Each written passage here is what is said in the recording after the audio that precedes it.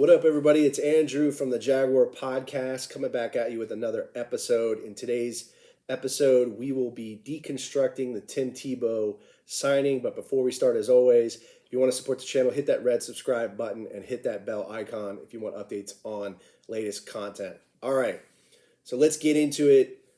The Tim Tebow signing. I thought a lot about this week, considering Tim Tebow was cut a few days ago. And I wanted to take a step back and kind of think about this as a whole. Did this make the Jaguars a better team? Was this a right move by the front office and Urban Meyer? And I would say it wasn't. Now, I know that's easy to say after the fact. Hindsight is 2020, right? And even I was surprised that he got cut because I thought he would make the team just solely on his relationship with Urban Meyer. I was proven wrong. And it's okay because I'm wrong a lot, and I don't care. I'll admit it. But what did the Jaguars gain by this? I mean, not much, in my opinion. And I don't want to be negative, but I'm just being real with you guys. I don't bullshit you or blow smoke up your ass. I tell you how I feel, and this is how I feel. Like, we really just didn't gain much from this.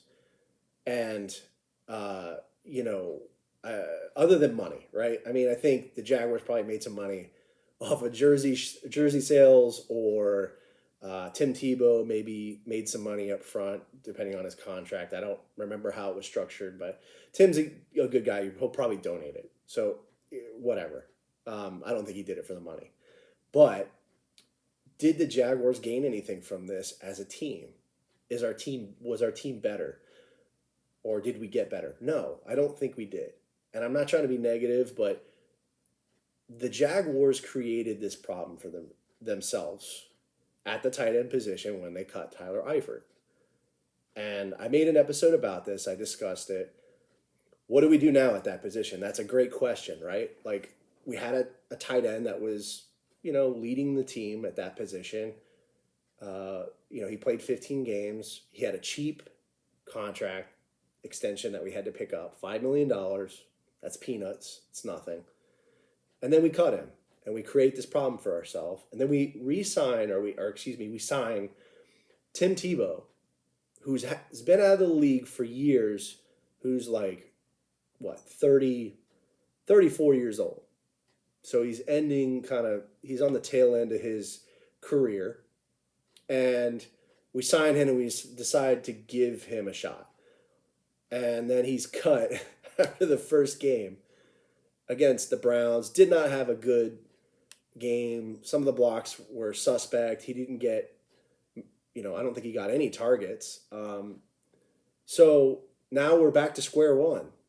We don't have a number one tight end, and we have to find one now in free agency, or we just keep the lineup as it is, right? So, the tight end room right now it's probably one of the weakest links of the Jaguars offense. You have Chris Manhertz, a guy who's been out of the league for a little bit, came back, played for the Panthers. He's a blocking tight end. So what? What's the big deal? I don't get why the Jaguars are hyping this guy up so much. And I'm not at training camp, guys, so I don't see what's happening in practice. But,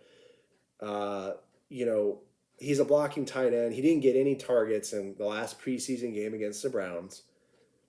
So what? What's the big deal? He's a blocking tight end. You can find blocking tight ends, off of waivers. Big deal, right?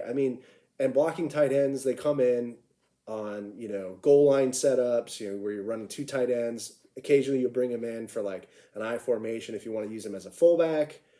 But I just don't get what the big deal is about Manhertz. He didn't get any targets in the Browns game. I don't know.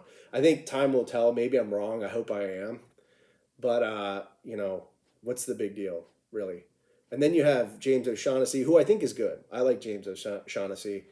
He's a rotational tight end. I don't know if he's a number one guy yet. Maybe he becomes the number one guy and has a breakout season. He almost did in 2019. Him and Minshew were connecting. They were working well together, and he was almost about to have a breakout season, but then had a season-ending, knee injury during the Panthers game, and so we're kind of stuck. I feel like at the tight end position, we don't really have a lot of talent depth there. We have Luke Farrell, who I think is going to be a project, like I've said. Ben Ellefson, and then Tyler Davis. I'm unsure right now of who's going to make the team out of that group. Mainly the two, Ben Ellefson and Tyler Davis.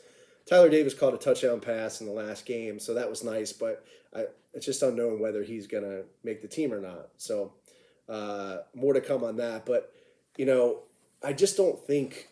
I think this is probably one of the weakest positions on the Jaguars right now. And I feel like the Jaguars just created this problem for themselves. And now we're back to square one.